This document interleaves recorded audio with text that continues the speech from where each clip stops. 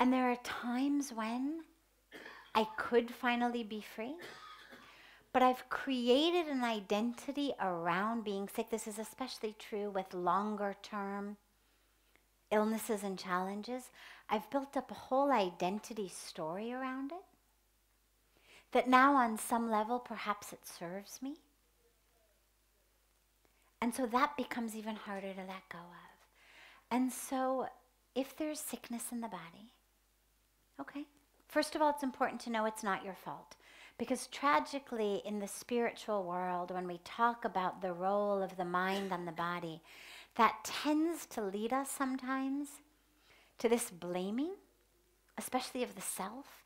Somehow, if you were spiritual enough or deep enough, you could just meditate away your illness.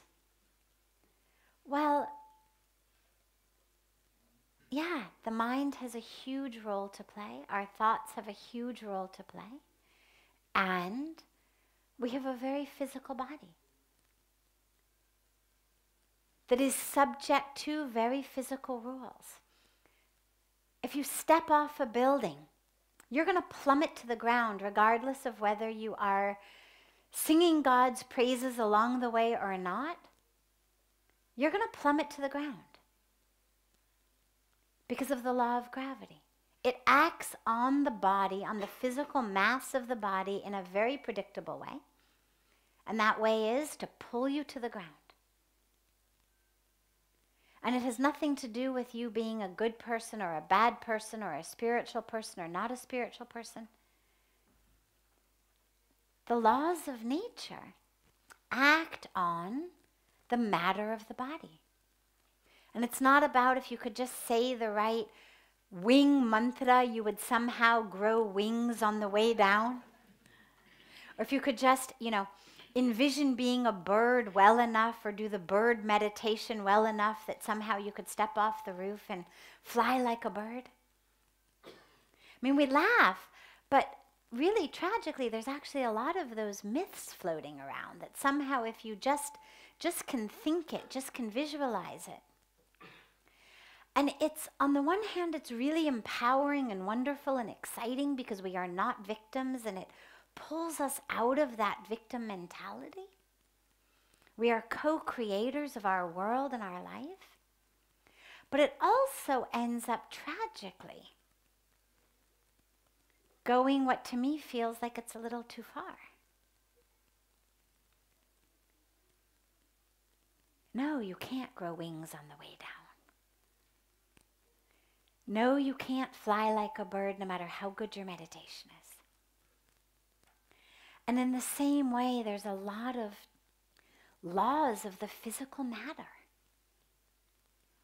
that are going to act in relatively predictable ways on the physical body. And that's really important if there's sickness and pain, so that we don't start blaming ourselves. So we use the power of our spirituality to create as much of a freedom from any story around sickness that may be holding us there. Anything that may have exacerbated it or created fertile ground for it. And we understand that our highest purpose may not necessarily be to live to be 150 years old. There's no objective labeling in spirituality that says health is good, sickness is bad, wealth is good, poverty is bad. That if you're a good enough person, you're going to get a long life. Our history, our scriptural stories are full of people who their karmic journey was just up and done sooner than perhaps their conscious mind knew. And that's not a failure on any level. So that's also really important to realize, is that we've all We've all come into this world with our own karmic package and our own situation. What's going to be the most conducive situation for us to take the next step on our karmic journey? And for some of us it's health, for some it's sickness, for some it's wealth, for some it's poverty, for some it's success, for some it's failure. For some it's overcoming sickness into health. For some it's overcoming poverty into wealth. But there's no one right cookie cutter success story. Your success is how well you unfold the divinity of yourself through your own karmic journey. And if along with that the body decides it wants to be here for another 80 years, fantastic. There's a lot of work to be done. But if it decides that this particular aspect of the journey is complete, so be it. Or that this aspect of the journey is going to be best suited through the lessons that one learns through sickness or through loss, so be it. And that's really what we need to surrender to. Is how can I stay connected to this invitation that the divine universe has given me to co-create my own experience, my own life, my own journey along with it. But it's not like a board game where it's all about, just how many hotels and motels can you collect and, how much money can you end up with. And it's not about that. It's about unfolding the truth of the self. And that happens in a whole variety of different ways. Yes. My question is, we go to various places of worship and pray to God. Recently, one thing, some people go to Kumbh Mela and all. Yes. Right, and they say that we go there to get mukti. Mm-hmm. Mukti. Then it made me think. The other day just it happened to me. Someone said mukti, where we get a lot of mukti there. Mukti we understand in a very, not in a very, there is no clarity on that. Suddenly, then I asked myself, what is mukti? What is that actually? So, mukti means liberation, freedom. Typically, we refer to it, when people talk about it, they refer to it as that which happens after death.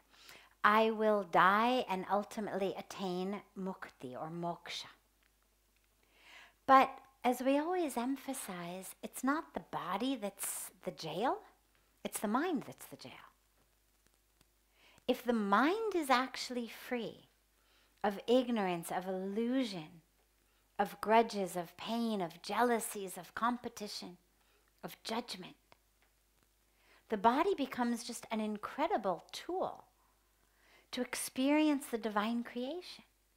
It's my body that enables me to smell the fragrance of a flower, to see a beautiful sunset or sunrise, to feel the embrace of a loved one. And so I don't need mukti from the body. I need mukti in the body. And so the real mukti is mukti in the body. How can I have that freedom? And that's what, whether we say Kumbh Mela, having a sacred bath in the Sangam, it's actually the Kumbh Mela literally is the festival of the nectar of immortality. And so when we talk about immortality, what people think of is one of two things. Either they think I will be immortal, I'll never die, or they think I will be free of the body, which is the only thing that makes me mortal, and I will, after I die and become free of the body, attain this oneness with God. But actually, the real immortality that we are being offered is an opportunity right here and right now. Because I have a choice of what I identify as. I can identify as this physical body. Okay? It's 47 years old, it's female, it's white, it's the American 1971 model. It's, right? I mean, we talk about where our vehicles are manufactured. So we can talk about what it's done, where it's been, it's got this degree, it's got that, right? You can talk about what it does, what it performs. That's one way to identify. In that way, I'm very mortal. All of that identification, all of that I identify with is mortal. I'm dying. We're all dying. Whether this minute, next minute, millions of minutes down the line, however many we've got left, nobody knows. But we do know one thing. After a certain number of minutes, whatever it may be, every single one of our bodies will cease to exist. That's the only guarantee we have. And so that which is actually immortal is the soul, the spirit, the essence. And right here with my body, I can identify as that. If you're driving down the road and someone calls you on the phone and says to you, "Who are you?" And you say, "Oh, I'm exit 51." They're going to say, no, I didn't say where are you. I said, who are you? And if you said, now I'm exit 52, they're going to think that either your phone is really staticky or that you've gone crazy. Because we all understand very intuitively that exit 51 is simply where my vehicle has reached at this moment. But it's not me. Well, to say I'm 47, I'm female, I'm American, I'm a sannyasi, it's where my vehicle has reached at this moment. This intersection of time and space, that's where I've reached. But it's just as foolish to identify as that as it is to identify as being an exit on the freeway. And so when we talk about mukti, mukti is when I identify as the self, not as the vehicle. And that's possible all the time. Pujya Swamiji always reminds us that moksha, that mukti, can be yours right here, right now, in this moment, as long as you let go of the chains that bind you. Let go of your attachment to how the universe should behave, how the people in the universe should behave, how many people should dance according to your tune. Let go of your attachment and your grudges and your pain of the past, your anxiety about the future. Doesn't mean we don't plan. He also always reminds us failing to plan is planning to fail. So it doesn't mean that we don't plan. In the same way that I understand driving my car, I need to keep it between the lanes. I need to make sure I've got enough gas. I need to make sure to get my oil checked every once in a while. So simply recognizing I'm not my car doesn't mean I abandon it on the side of the road someplace. I understand I need it, but I'm not it. And so that mukti is when I'm really able to let go. Someone says something obnoxious. Someone hurts me. My attachment is to how things should be, to what I'm supposed to be doing. And allow myself to be really an instrument in the hands of the divine. Right? I was sharing the other night that first line of the beautiful prayer of St. Francis of Assisi, right? That says, "O Lord, make me an instrument of thy mercy." A tool, an instrument. We talk all the time in the Bhagavad Gita, Lord Krishna reminds us, you're not the doer. You're a tool.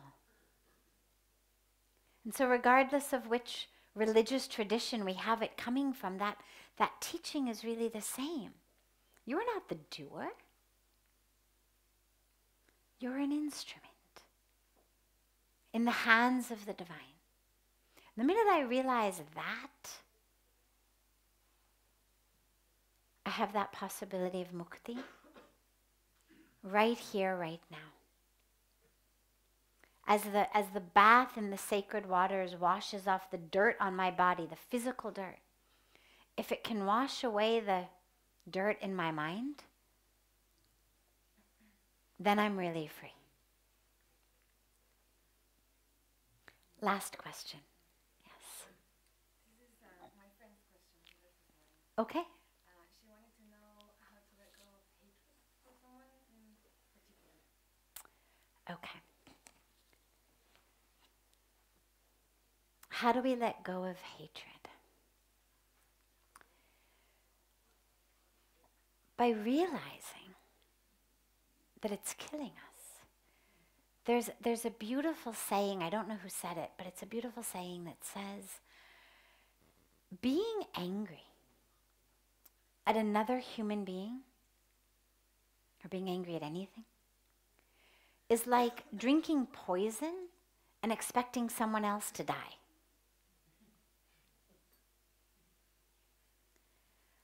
If I hate you, it's the equivalent of me drinking poison, but thinking somehow that that's going to make you die.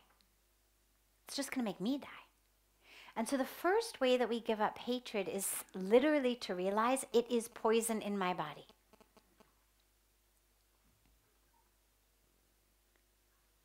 If you eat somewhere, you eat bad food, take it in, you go home, you've got a horrible stomach ache, spend the night vomiting, diarrhea, whatever it may be. It's the body's way of expelling poison. We understand there was some bacteria, there was something bad in that food that my body needs to get out of it. And it's going to throw it out of as many orifices as it possibly can, as quickly as it possibly can, to save you.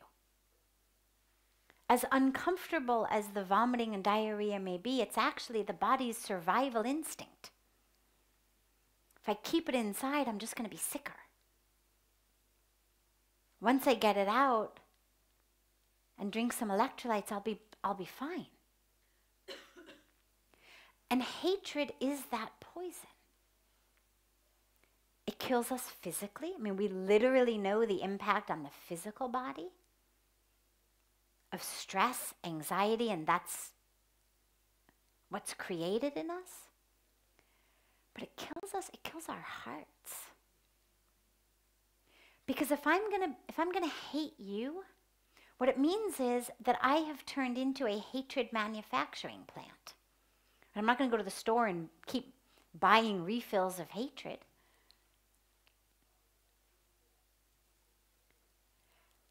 It's very hard to maintain anger or hatred for a very long period of time.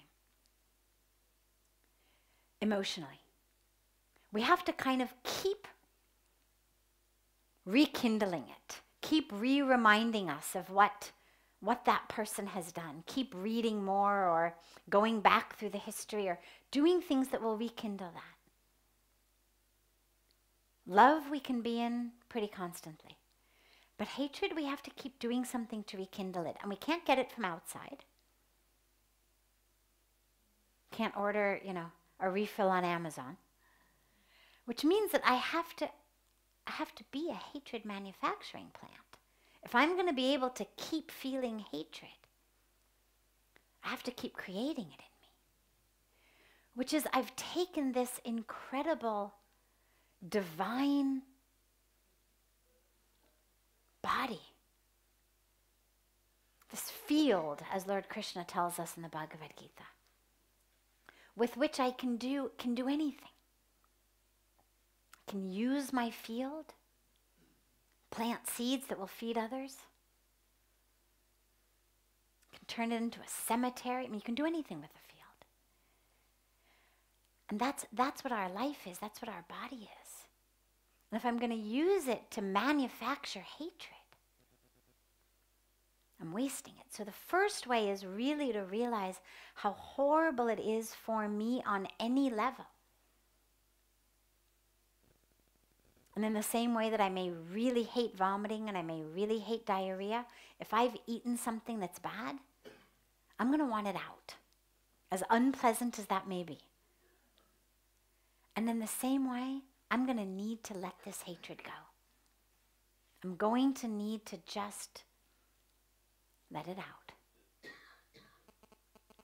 and let go of it. And that brings us really to the second aspect of it, which is, well, how do I do that? And the first way is to stop manufacturing more of it. And what manufactures it is our thoughts. I keep going back over the past, what that person did or didn't do. And we have to let that go. And this is where, ritual becomes really powerful. And it doesn't matter what religion you are. It doesn't matter even if it's a proper religious ritual or a made-up ritual. But there's something very, very powerful about a ritual of letting go. I shared a few nights ago about my story of letting go to Ganga. Our fire ceremony that we have, the yagna, is really a ritual of letting go. We let go of that within us which isn't pure.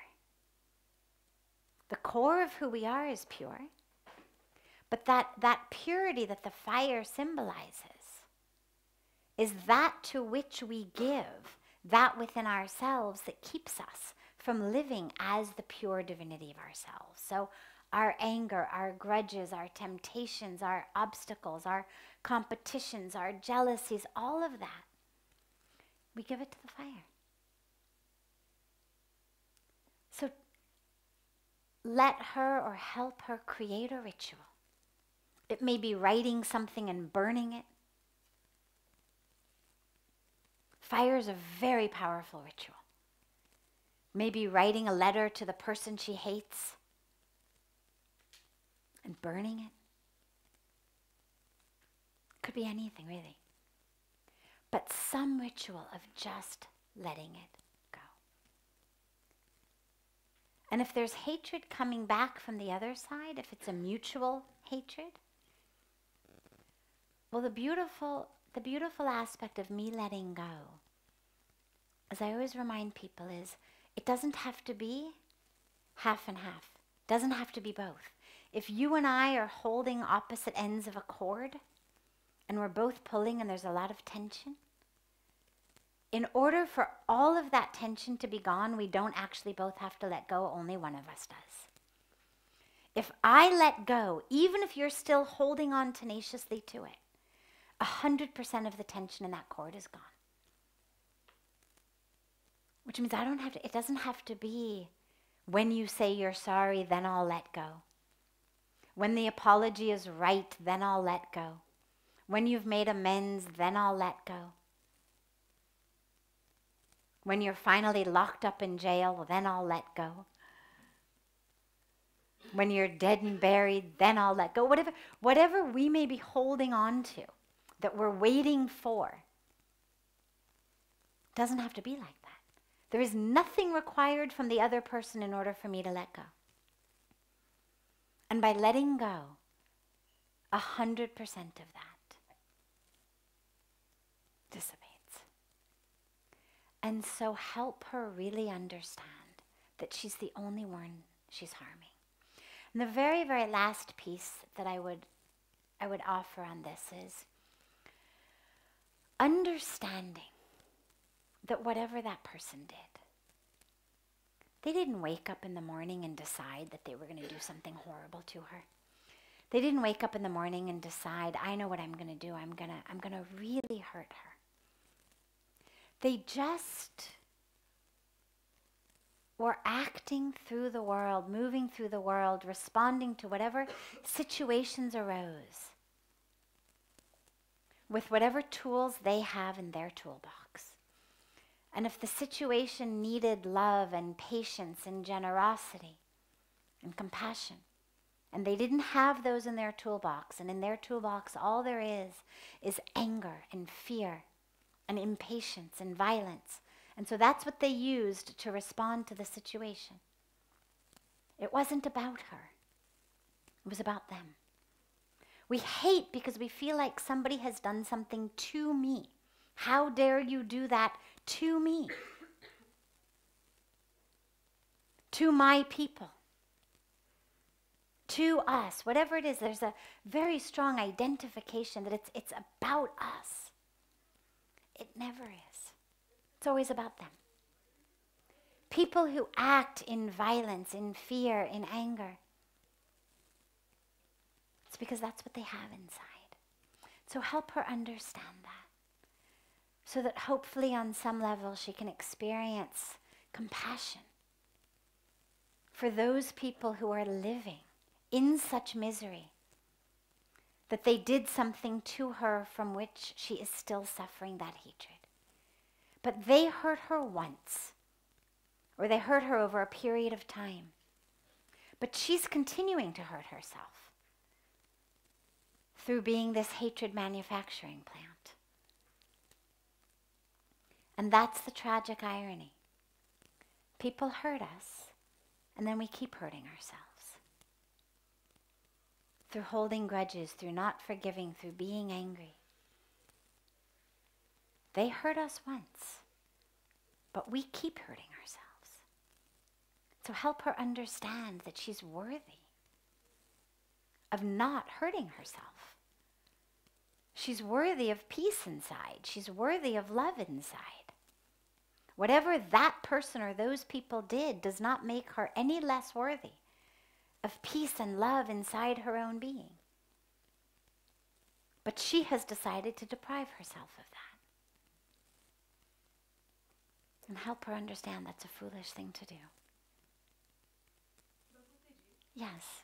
is it necessary for us to help her to understand that? We can just walk away. Isn't that letting go and it's gone?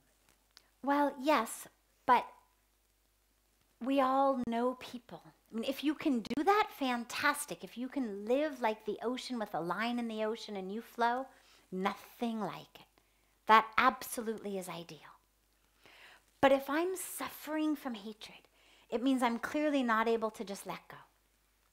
And if after, and so yeah, whatever help we can give, why not? It's up to them whether they take it. But in the same way that if someone was suffering hunger and you had food, you'd want to feed them. If someone was suffering thirst and you had water, you'd want to give it to them. And in the same way, if we have some tools that we can offer to others who may not necessarily yet have those tools in their toolboxes, why not?